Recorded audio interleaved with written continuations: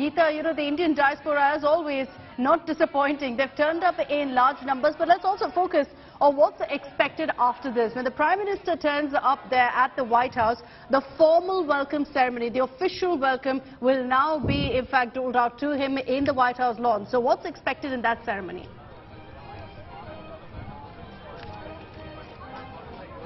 Well, if I got your question correctly, there is a lot of disturbance when it comes to the audio.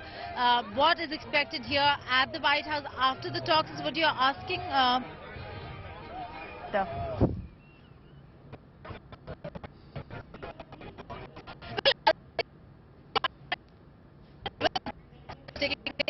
Okay, we're having a bit of a problem there.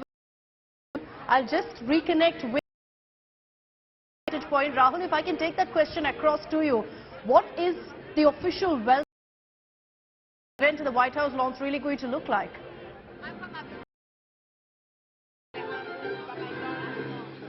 So there'll be a ceremony which will include a 21-gun salute. So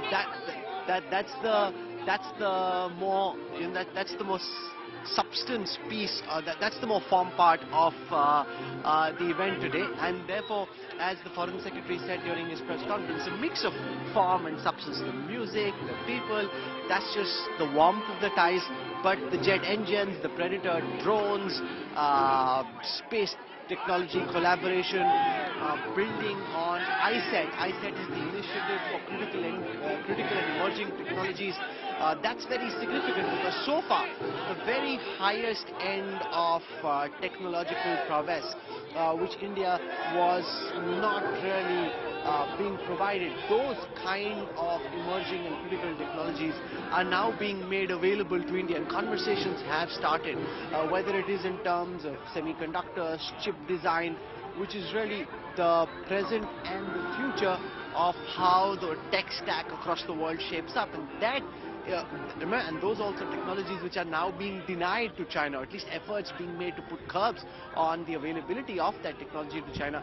So those are some of the things that India and the United States will be discussing. Let's see if we can walk back and allow you to get a flavor of the colors of the South Lawns in Washington DC this morning at the White House, where the huge amount of interest amongst the people who've gathered here this morning. And I'm going to just see if I can find Geeta. She's in one corner as well, and you were trying to speak to her and that line went down. So let me just see if I can in some time try and spot her. But remember, the lawns are getting more and more full as we are counting down now to Prime Minister Narendra Modi and the American President coming here. Remember, the interesting thing is that the manner in which the whole calendar is packed and set out, it is a fine art there. You know, the amount of things that they're being able to pack in, the kind of meetings with politicians, think tankers, people in the health sector, that's not very easy to make happen on a very, very tight timeline and a very condensed schedule. It's taken months of planning on the part of the people working with the Prime Minister's team, amongst the people who are here in Washington DC as part of our embassy over there, to just bring together a program which moves with the kind of intensity that this program has. And you know, we've heard Micron announce that they'll be investing $850 million in India for semiconductor chip design. That's a very big announcement. Remember, the likes of Rajiv Chandrasekhar, Ashwani Vaishnav have been talking about this, ministers, about, you know, it's not just that they've announced a scheme for semiconductors, but also to see that talk translate into action. And we've seen with Micron making this announcement, that's a very, very significant announcement that's happened.